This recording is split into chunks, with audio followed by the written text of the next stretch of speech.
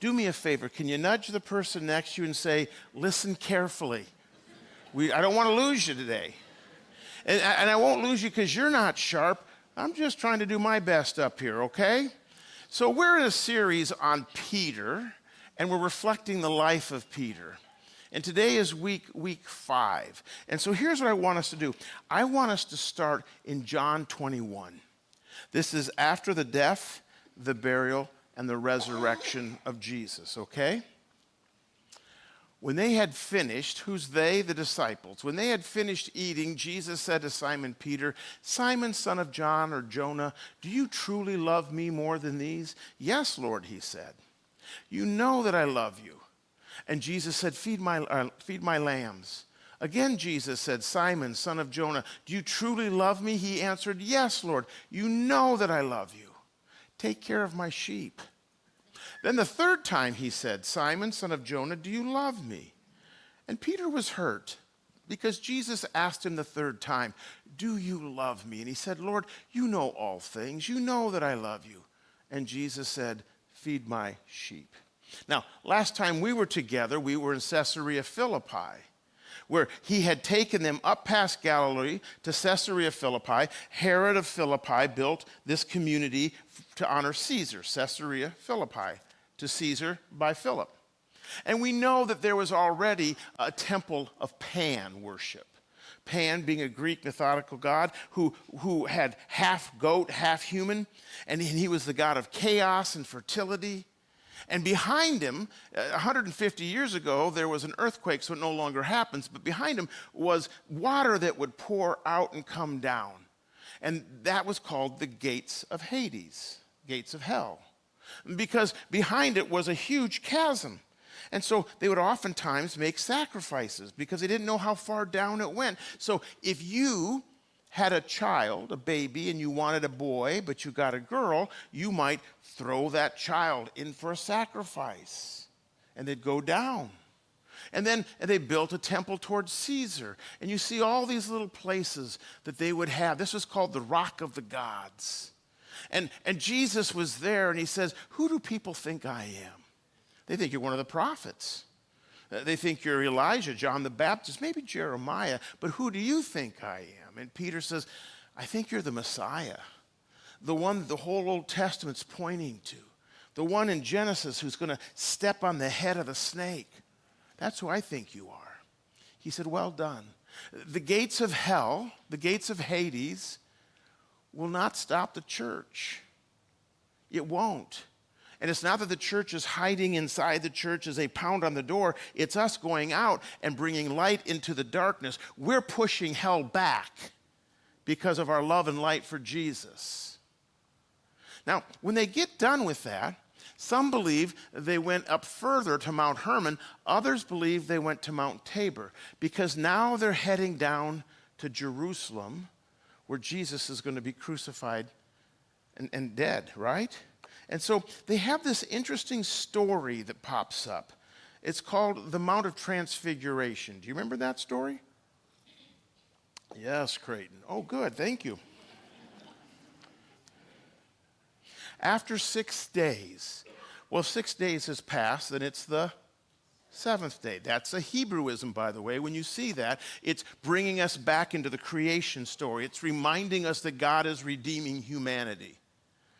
So after 6 days, Jesus took with him Peter, James, and John, the brother of James, and led them up to a high mountain by themselves.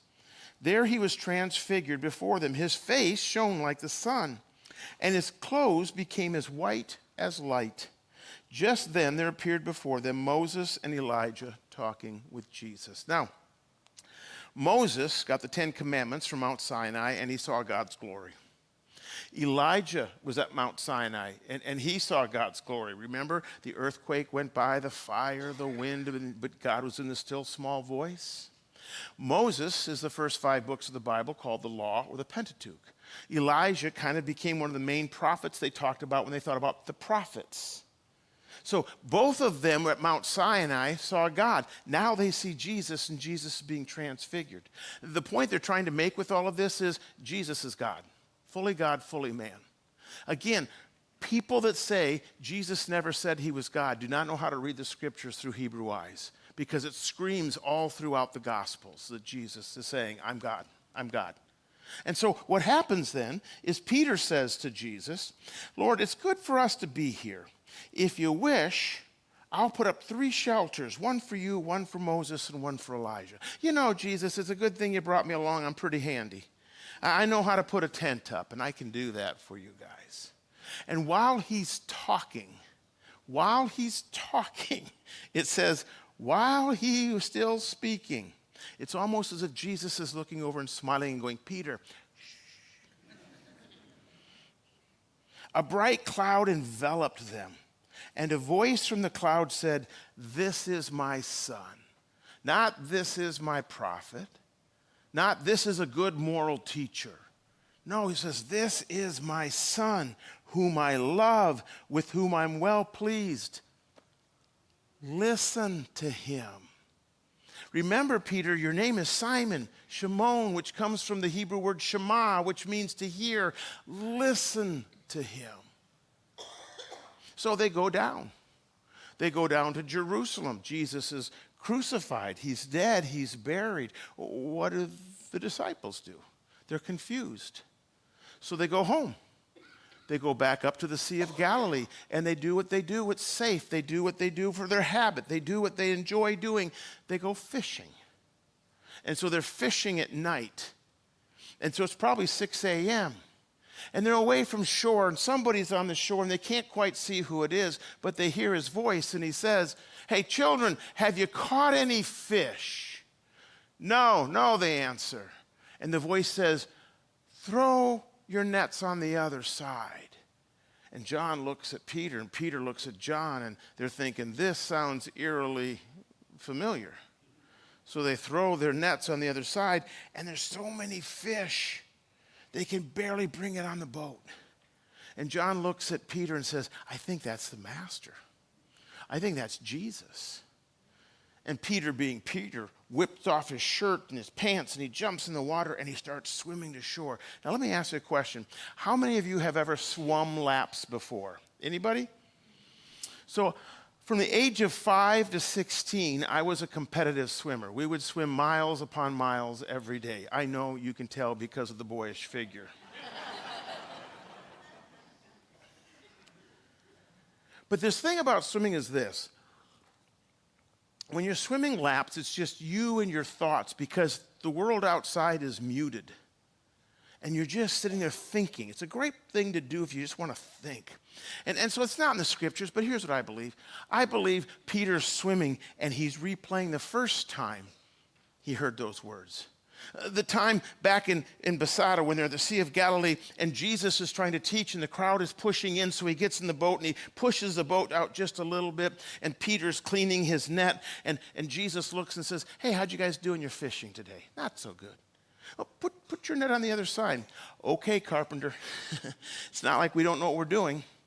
And they throw the net on the other side, and they pull in all these fish. And do you remember what Peter did? He fell down and said, I'm a sinner, get away from me. You're a holy man, I'm a sinner. Get away from me. And Jesus says, I know who you are. I know who you are, and I know who you can be. Come, follow me. Let me bring out the best in you. Come, follow me. A few years ago, Disney came up with an animated movie, The Hunchback of Notre Dame, based on the book and the movie, right? Have any of you seen this movie? Some of you have kids, all right. Let me just remind us, may I? It's the beloved story of Quasimodo, who lives in the belfry of the cathedral. His daily job is to ring the bells, and the only reason he is not a public person is because of the way he looks. Remember, his back is hunched over, his face is hideous to the eye. But in his heart, every day, he looks down to the city square, and he longs to be like a normal person. Oh, what would that be like? Then the Festival of Fools comes to town. Everyone is singing and dancing, and he looks down and he thinks, this is my chance. So in the movie, he pulls up his hood, he swings down into the midst of the people, and he begins singing and dancing and eating just like a normal person. And life is grand. He is accepted, no longer neglected or ignored. But then something happens, something that he doesn't anticipate. The best costume contest. And he is nominated as one of the best costumes. Against his wishes, the crowd ushers him up on stage. He fights it because he knows he's not wearing a costume. Soon the judges begin taking off the contestants' masks, pulling on their face.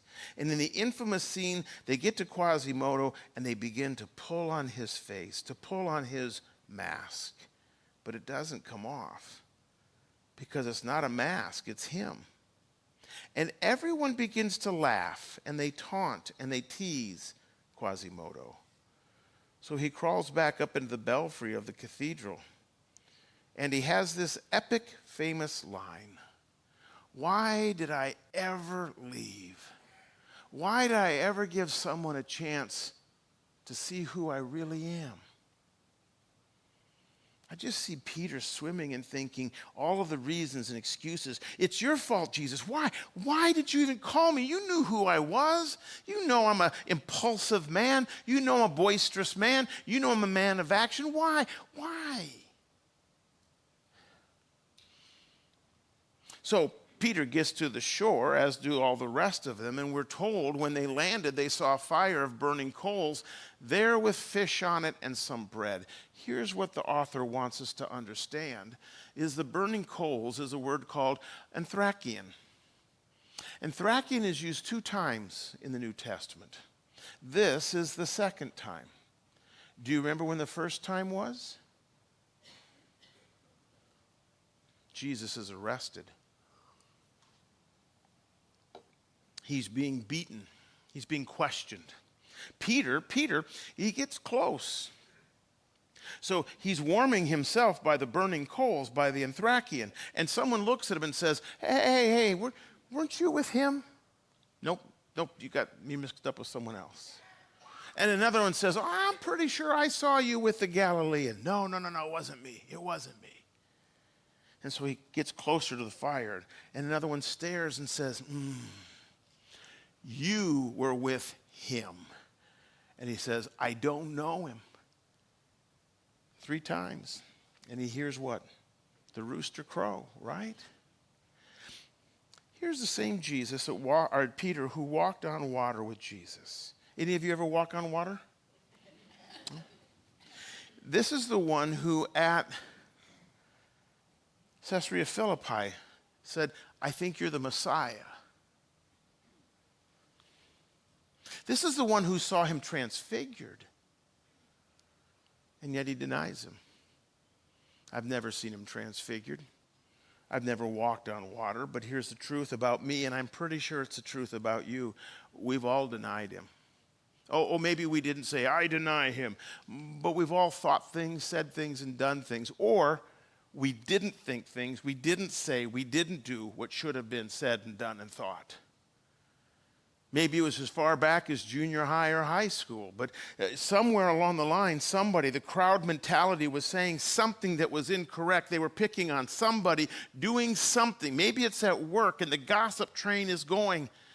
And rather than stepping up, we step back. We've done things, which brings us to this truth. If you want to receive grace from God, you must be authentic about who you are. Now, some of you remember this story. I almost didn't tell it, but I'm going to.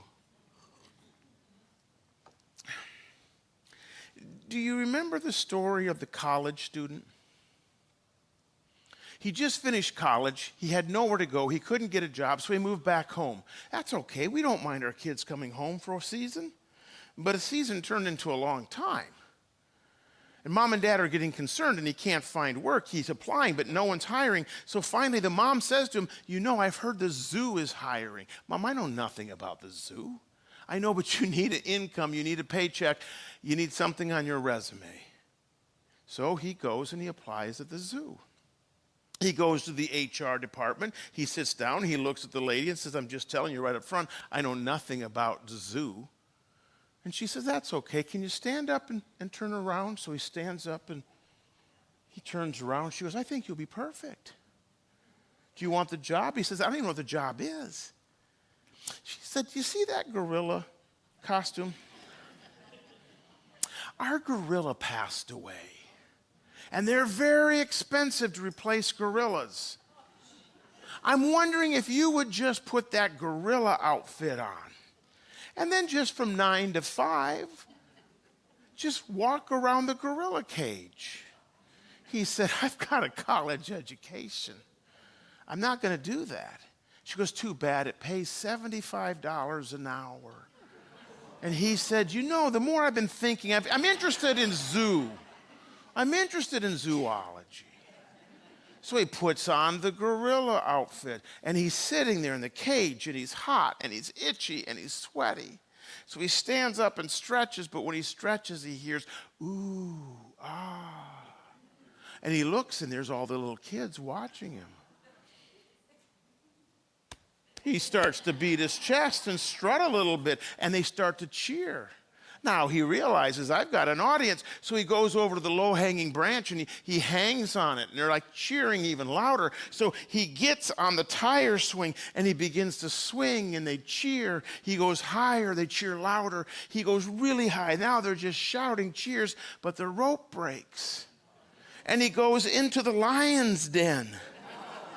And the kids are screaming. And the lion is roaring.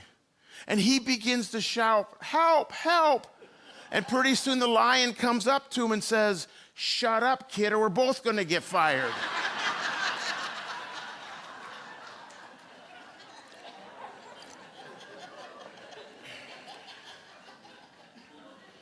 Not an authentic animal in the zoo.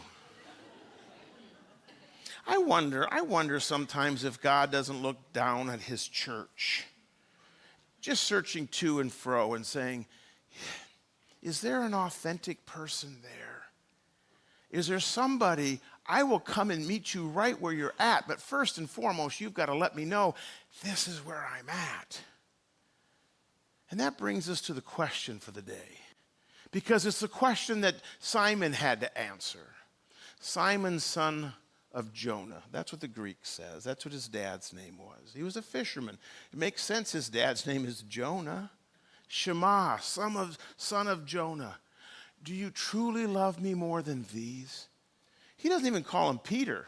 He goes all the way back. He's taking him emotionally. He's sitting there around a burning fire after the death, after the burial.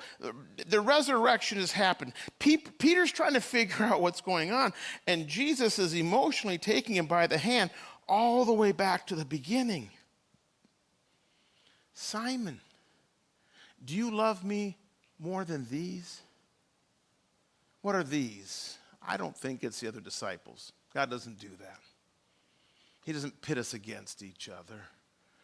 Do you love me more than your nets? Do you love me more than your boat? Do you love me more than your job? Do you love me more than your hobbies? Am I the priority in your life? Do you remember we've talked about this? It's found in Luke. There's this strange text, and we've translated, I think, incorrectly. If anyone comes to me, Jesus says, and does not hate his father and mother, his wife, his children, his brothers and sisters, yes, even his own life, he cannot be my disciple. In the Hebrew, because it's written in Greek in the New Testament, but they also translate things from the Hebrew into the Greek. In the Hebrew, that's not what it says. Do I have priority in your life? That's what it says. Because I want you to love your wife. I want you to love your kids. I want you to love everyone. But the best way to love people is to love them through me, letting me change your heart and transforming you. Peter, do you love me? Am I a priority in your life? So, Faithbridge, I have to ask you this question. What are these to you? What are your things? What is it that's hindering you from following Jesus first and foremost and making him first in your life? Is it hunting? Is it your guns? Is it your boat? Is it fishing? Is it job, sports? What's keeping Jesus from being first and foremost in your life? Because let me give you a reminder, a history lesson of our heritage, of Faithbridge's heritage. We're a combination of two churches. The first church was a downtown campus called Evangelical United Methodist Church. In 2015, we had conversations. In 2016, we had our final official, we are now merged together. Downtown, do you love me more than these? Do you love me more than the pipe organ, the stained glass, the Gothic cathedral? Do you love me more than the beauty of all of this? And we had to have serious conversations because here's what they voted for and here's what they said. We love all of this, but we think we can do more for Jesus if we did that. So no, we don't love you more than these things. And they packed up and came out here. 88% of the folks that made up Faithbridge. And Franksville sat here and said, do we love these things more? Do we love being in control? Do we love the pictures and the murals of our families and our kids that built them? Because they're going to come in and they're going to build new buildings and they're going to change walls and they're going to tear things down, and it will not be the same church. Even if we're in the same location, it will be a different church. And they voted. And it was a unanimous vote between everybody. We love Jesus more than these things. It doesn't mean it's not hard. Doesn't mean it didn't take time. But we love Jesus more.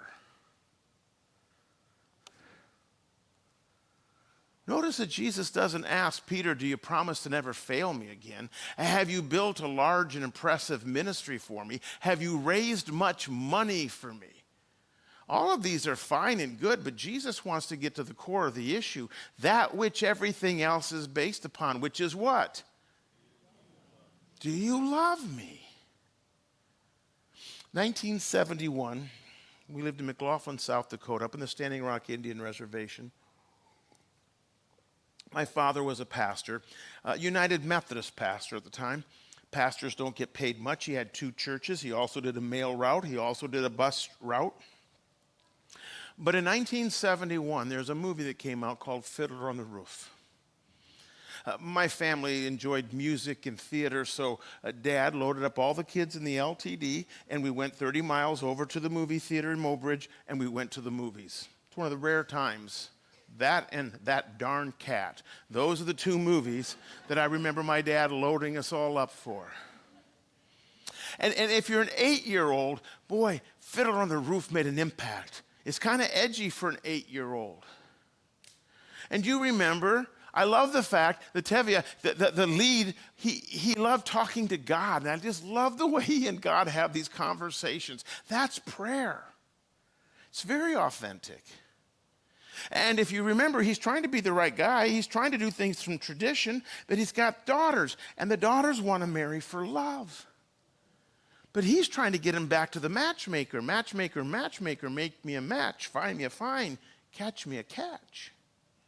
And so, do you remember he looks at his wife because they had an arranged marriage, and he says, do you love me?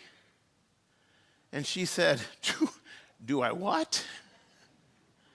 And I love the song, Do I Love Him? 25 years I've lived with him, fought with him, starved with him. 25 years my bed is his. If that's not love, then what is? Well, then you love me. I suppose I do, and I suppose I love you too. It doesn't change a thing, but even so, after 25 years, it's nice to know. Faithbridge, many of you are Christians and followers of Jesus because your parents were, and they raised you that way. Some of you go to church faithfully because that's the right thing to do. And you do the right things. Tradition, good for you. But I believe with all my heart that God is not done with this church. I don't think he said, oh, good, you built the new building, you got some more parking spaces, you're all merged, good for you. I think he says, all right, are you now prepared to be the vehicle for the next thing? Whatever the next thing is, the next movement of the Spirit? But I think for it to happen, he's looking at us and saying, do you love me? Not, do your parents love me? Not, sure, it's the right thing to do. Do you love me? Do you love me more than these? Whatever these are for you and for me.